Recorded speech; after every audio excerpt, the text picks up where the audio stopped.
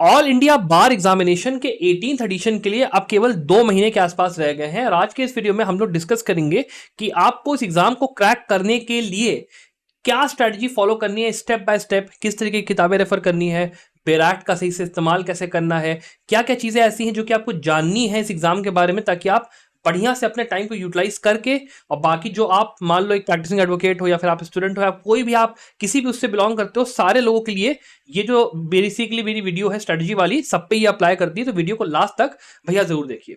और साथ ही में अगर आप संभव लॉ पे पहली बार आ रहे हैं तो यहाँ पे हम लोग रोजाना क्लैट पीजी, ऑल इंडिया बार जैसे आपका हो गया, जितने भी पोस्ट ग्रेजुएट स्टडीज से जुड़े हुए टॉपिक्स या वीडियोस होते हैं हम लोग बनाते हैं, तो जरूर से हमारे चैनल को सब्सक्राइब भी करिएगा। अब चलिए बिना देर के पहले ये डिस्कस कर लेते हैं कि भाई पेपर का ना पैटर्न क्या है, बिकॉज पैटर्न जानना पेपर का बहुत ज्यादा इंपॉर्टेंट है बिफोर अंडरस्टैंडिंग कि स्ट्रेटजी क्या होने वाली है। तो देखिए यहाँ पे जो पेपर है ये आपका टोटल में 100 मार्क्स का पेपर होगा, 100 मार्क्स का। और यहाँ पे आपको 3 घंटे टोटल मिलेंगे यहाँ पर इस पेपर को करने के लिए। कुछ जगहों पे 3.5 घंटा लिखा है, लेकिन अगर आप जो 2000 अभी तो आपका बेसिकली 17 वाला पेपर हुआ था, 2000 छोड़ दीजिए, 17 से जो पेपर हुआ था उसमें 3 घंटे का टाइम था। सो इसीलिए मैं 3 घंटा यहाँ पे आपको बता रहा हूँ। ठीक, यहाँ पे फर्दर जो आपके मल्टीपल चॉइस क्वेश्चंस होते हैं वो आपको रहेंगे, मतलब आपको टिक करना होगा। और जो क्वेश्चंस होंगे उनका टाइप किस तरीके का होगा, कुछ क्वेश्चंस ऐसे होंगे जो कि आपको बेर एक्ट के अंदर से सीधा सीधा प्रोविजन पूछ लेंगे कि भाई बता दो ये जो फला फला ऑफेंस है ये किस सेक्शन में डिफाइंड है, या ये जो फला फला कॉन्स्टिट्यूशनल प्रोविजन है इस चीज की बात करता हूँ किस आर्टिकल में वो होगा। दूसरा टाइप का क्वेश्चन क्या होता है कि वो लोग आपसे एक छोटी सी ना फिल इन द ब्लैंक्स दे देंगे कि भाई ये सेक्शन मान लो है आपका 12, मान लो आर्टिकल 12 है, सॉरी आर्टिकल 12 में स्टेट डिफाइंड है। तो चलो अब ये बता दो कि ये जो स्टेट वाला आर्टिकल है इसके अंदर किस केस के अंदर फला चीज बोली गई थी, और आपको 4 केस के नाम दे दिए जाएंगे। वो फिल इन द ब्लैंक्स वाला हो गया। मतलब आपसे डायरेक्टली जो कॉन्सेप्ट के ऊपर केसेस होते हैं वो पूछे जा सकते हैं, बैराक पूछी जा सकती है। उसके अलावा क्या हो सकता है कि आपको वो लोग एक सिनेरियो दे देंगे छोटा सा कि भाई ये चीज का इलस्ट्रेशन ऐसे ऐसे है, अब इस इलस्ट्रेशन के हिसाब से बताओ कि ये किस पर्टिकुलर उसके अंदर बंदा यहाँ पे गिल्टी होगा, किस ऑफेंस के अंदर। तो आपको इस तरीके के जो क्वेश्चन है ना उनके आपके लिए बेसिकली तैयार रहना है। उसके अलावा जो सबसे अच्छी बात है एग्जाम की वो ये है कि ये नेगेटिव मार्किंग इसमें ना कोई नहीं होती। मतलब आप जाइए, जय श्री राम बढ़िया करके आइए, आपको ये सोचने की जरूरत नहीं है कि भाई आंसर सही है गलत है क्या है कैसे है। अपार्ट फ्रॉम दैट एक और क्या आसान चीज होती है, ये आपका बोलने के लिए एक ओपन बुक पेपर है। मतलब क्या होता है कि बेयर एक्ट के अंदर से आप बेसिकली अपना लेके जा सकते हो अपना एग्जामिनेशन हॉल के अंदर, पर ऐसी बेयर एक्ट जिसमें कि नोट्स जैसे कि केस लॉज या फिर जो कमेंट्री होती है कि सेक्शन का एक्सप्लेन कर रहा है कुछ भी ऐसा, वो नहीं होना चाहिए। जो सिंपल एकदम बेयर लैंग्वेज वाली बेयर एक्ट होती है ना वो इसमें चलती है। तो वो आपको थोड़ा सेपरेटली यहाँ पे मान लो आपके पास अगर नहीं है तो आपको लेनी पड़ती है। उसका मैंने एक सेपरेट एक वीडियो बनाऊंगा क्या वो पूरा मैटर है, वो अभी आप इसको रहने दो। फिर ये जो आपका मोड ऑफ एग्जामिनेशन ये पेन एंड पेपर वाला एग्जाम आपका होता है कि मतलब आपको जाना है, OMR शीट आपको मिलेगी उस पर आपको ये यहाँ पे एग्जाम को वो करना है। अपार्ट फ्रॉम दैट जो मीडियम ऑफ एग्जामिनेशन है आपका वो आपका इंग्लिश में, हिंदी में, तेलुगु, तमिल, कन्नड़ा, मराठी, बंगाली, गुजराती, उड़िया, आसामी और पंजाबी में होता है। इतनी लैंग्वेजेस होती हैं। इसके अलावा आप ये भी चीज़ जानिए कि यहाँ पे जो सेंटर्स होते हैं वो भी कई 40-50 शहरों में होती है, तो आराम से आप सिलेक्ट करके अपना जा सकते हो। पैटर्न का पॉइंट ऑफ व्यू से बात करें तो यहाँ पे पेपर काफ़ी आसान है, काफ़ी ऑन द ईजियर एंड है, तो आपको बहुत टेंशन लेने की जरूरत नहीं है। बेरैक्ट आपके पास होती है। अब पढ़ाई कैसे करनी है आपको इस एग्जाम के लिए उस थोड़ा सा डिस्कस कर लेते हैं। उसके लिए आप पहले ये भी थोड़ा सा एक बात ये भी समझो कि आपके एलिजिबिलिटी क्राइटेरिया क्या है, कि पता चला आप लोग इसी चीज को लेकर कंफ्यूज हो कि सर क्या मैं इस एग्जाम की प्रिपरेशन करूं भी कि ना करूं। तो भाई देखो पॉइंट क्या होता है ना, आप जब अपना 3 या 5 साल का LLB खत्म कर लेते हो, ठीक है, खत्म करने के बाद क्या होता है आपको 2 चीजें मिलती है। एक आपकी फाइनल ईयर की मार्कशीट जिसमें कि आपका जो फाइनल एकदम आपका CGPA होता है वो लिखा रहता है, और दूसरा जो होता है वो होता है आपका जो प्रोविजनल या फिर जो फाइनल आपकी डिग्री होती है वो आपको मिल जाती है। फाइनल डिग्री प्रोविजनल कुछ एक, और आपकी मार्कशीट जो होती है 10 सेमेस्टर वाली वो आपको मिल जाती है, या 6 सेमेस्टर वाली। उसके बाद क्या होता है कि आप मार्कशीट की जब बात करते हो तो आपको मार्कशीट तब तो इशू होगी नहीं, अगर मान लो आपका कभी बैक आया हो किसी एग्जाम में या कंपार्टमेंट लगी तो आपको मार्कशीट ऑब्वियस सी बात है नहीं इशू की जाएगी। तो आपको पहली बात तो सारे कंपार्टमेंट्स क्लियर करने हैं। उसके बाद ही जब आपकी जो फाइनल मार्कशीट होगी वो मार्कशीट के बेसिस पे ही आप इस एग्जाम के अंदर बैठने का पहली बात तो एक आपका स्टेप पूरा करते हो। उसके बाद क्या करना होता है आपको उस प्रोविजनल मार्कशीट जो आपकी होती है, प्रोविजनल डिग्री जो आपकी होती है और जो आपकी मार्कशीट होती है उसको लेकर स्टेट बार काउंसिल में रजिस्ट्रेशन करवाना होता है SBC में। वो करवाने के लिए आपको बेसिकली जैसे मैंने बताया कि ये सब बेसिकली दो चीज़ आपके पास होनी चाहिए, और वो जब इश्यू एक बार हो जाता है तब आपके पास टाइम होता है करीब 1 से लेके 2 साल का कि आप इस एग्जाम को इतने टाइम पीरियड में दे दो। वरना फिर आप एक लॉयर, वैसे तो आप कहलाओगे जब आपने जैसे रजिस्ट्रेशन करवाया स्टेट बार में, आप लॉयर तो कहलाओगे, लेकिन यहाँ पे जब ये एग्जाम को आप करके फाइनल एकदम वो कर लेते हो तो आप एक परमानेंट लॉयर बन जाते हो। आपको बार काउंसिल की तरफ से एक सर्टिफिकेट ऑफ प्रैक्टिस इशू होता है। सर्टिफिकेट ऑफ प्रैक्टिस ये बेसिकली समझाता है कि भाई हाँ आप वकील हो proper sense of the word में, केवल उससे मतलब नहीं है। उसके अलावा भी यहाँ पे जो मार्क्स की बात करें तो यहाँ पे 45% मार्क्स चाहिए अगर आपको जनरल कैटेगरी में, या फिर अगर ओबीसी सी कैटेगरी में हो तो आपको चाहिए, और आपको 40% मार्क्स चाहिए अगर आप SC ST PWD कैटेगरी के अंदर आते हो तब।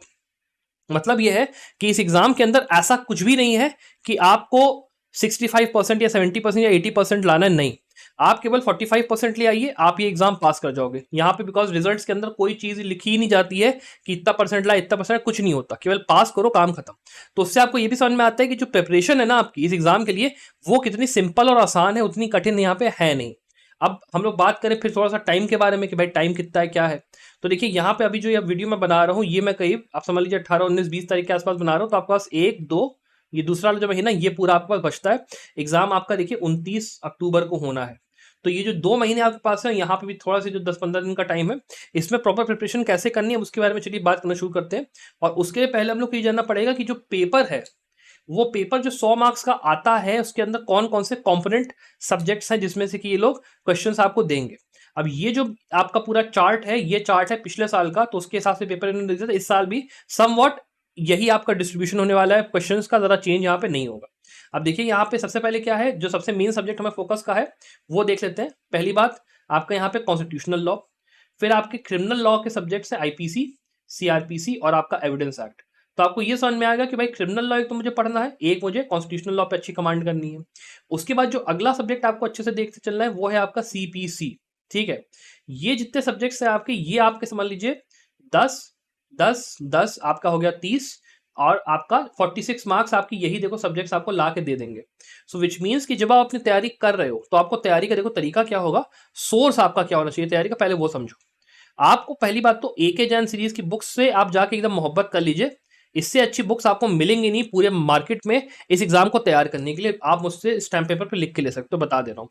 AK जैन सीरीज की बुक्स को मतलब आप जाओ ऑनलाइन, आपको उसका वो भी मिल जाता है, और नहीं तो फिर आप खरीद भी सकते हो। आपकी ये एक आपके 2 टाइप की वॉल्यूम्स आती है, इसमें एक बुक आती है जिसमें कि आपको सिंगल सिंगल हर सब्जेक्ट की बुक मिलती है, और एक आपको मिलती है LLM प्रिपरेशन या वैसे जो प्रिपरेशन होता है जुडिशियल उसकी प्रिपरेशन की एक 3 वॉल्यूम की बुक मिलती है। आप उन दोनों में से कोई भी ले सकते हो, उससे मैटर नहीं करता। आपका मेन फंडा क्या है कि आपको इस बुक से पढ़ाई करनी, that is the main thing. वो लेने के बाद क्या करिए कि आप पहली बात तो ये जितने सब्जेक्ट्स मैंने बताया ना, इनको आप जाके अच्छे से करिए।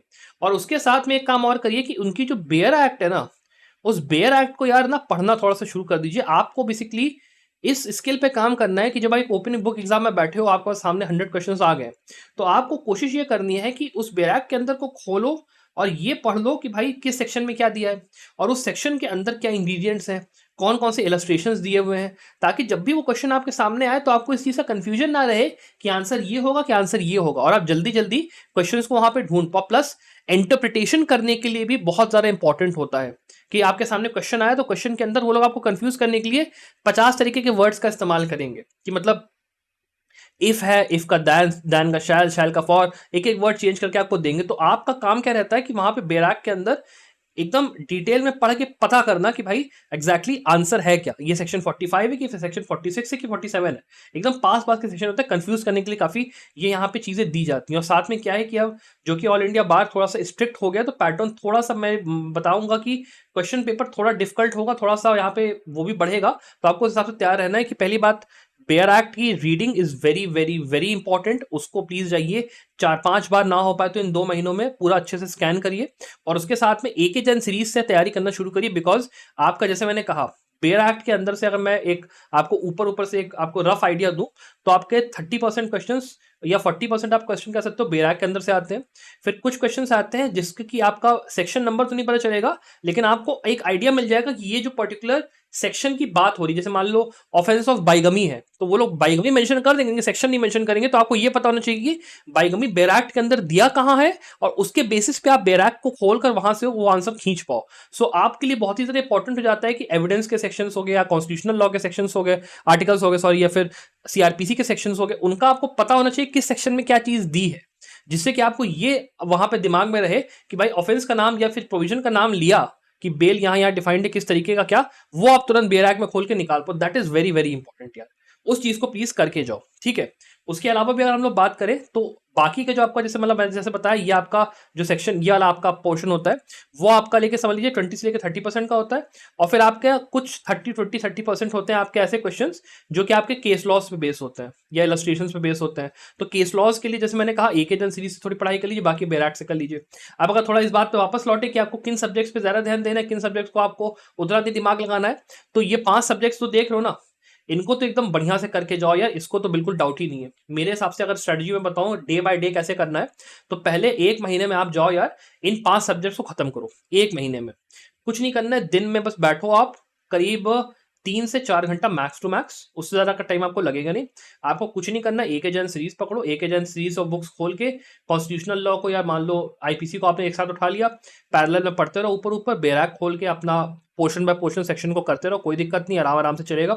उसमें भी ये बात का ध्यान रखो कि आपको पूरा नहीं पढ़ना है, आपको केवल वो सिलेबस पढ़ना है जो कि आपको जनरली जुडिशरी के अंदर मिलता है ना। जैसे मान लो यूपी जुडिशरी आप खोल लो या बिहार जुडिशरी आप खोलो, तो वहां पे कॉन्स्टिट्यूशनल लॉ के आपको पता रहता है कि कौन कौन से इंपॉर्टेंट टॉपिक्स है। या फिर जब आप कॉलेज में भी रहते हो तो कॉलेज के अंदर भी आपको जो जो इंपॉर्टेंट चीजें पढ़ाई जाती है उनको आपको पढ़ना है, बिल्कुल फैला के नहीं पढ़ना है कि भैया एकदम कॉन्स्टिट्यूशनल लॉ का एकदम शुरुआत से लेकर आखिरी तक एक एक आर्टिकल आपको पता है, ऐसा कुछ नहीं करना है। आराम से पढ़ाई करो, थोड़ा थोड़ा करके पढ़ो, आराम से हो जाएगा। महीने भर का टाइम लो इसको करने के लिए, और उसके बाद जो महीना भर और बचता है आपका, उसके अंदर मैं आपको बता दे रहा हूँ कि कौन से सब्जेक्ट्स आपको देखने हैं, ठीक है।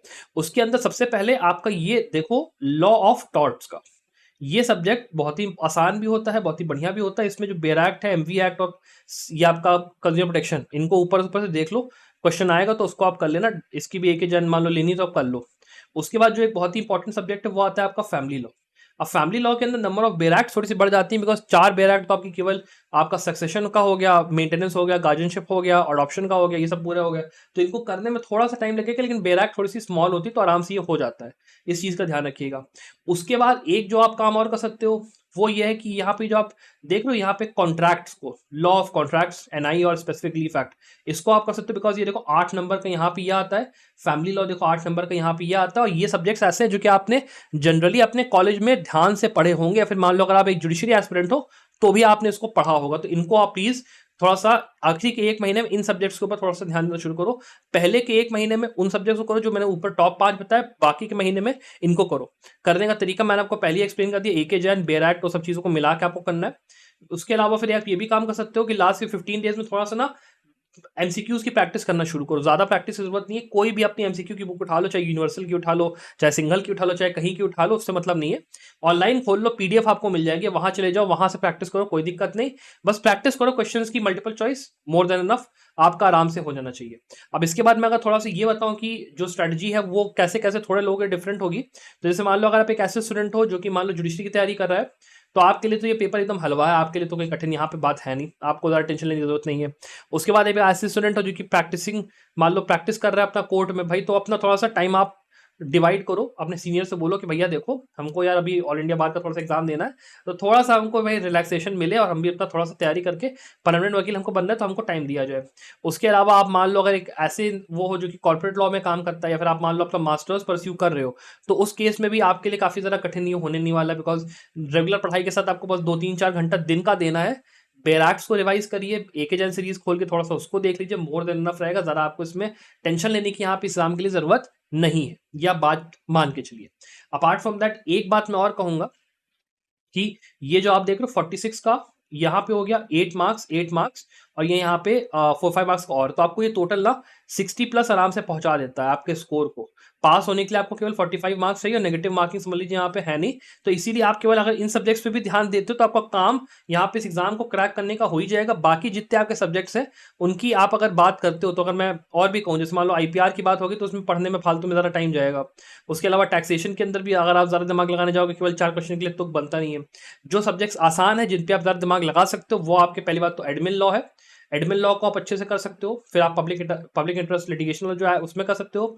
एडीआर का आप कर सकते हो, बिकॉज एडीआर के अंदर आपका जो आर्बिट्रेशन कंसिलिएशन एक्ट होता है वो आपको केवल करके जाना है, और जो सीपीसी का थोड़ा सा पोर्शन है उसके अंदर कॉन्स्टिट्यूशनल लॉ भी थोड़ा सा पोर्शन है, वो आपको कर लेना। उसके अलावा ज़्यादा यहाँ पे भारी नहीं होता, ये आप कर सकते हो। उसके अलावा यहाँ पे कंपनी लॉ भारी हो जाएगा, यहाँ पे इन्वायरमेंट लॉ थोड़ा सा आसान सब्जेक्ट है उसको, और लेबर लॉ भी थोड़े से बेरैक्स इसके ज्यादा है, और प्लस लेकिन नंबर भी यहाँ पे थोड़े से ज्यादा है। लेकिन आप बेरैक्स को अगर देख के चलोगे थोड़े से ज्यादा रहेगा, तो आपको करना है नहीं करना वो आपके ऊपर है।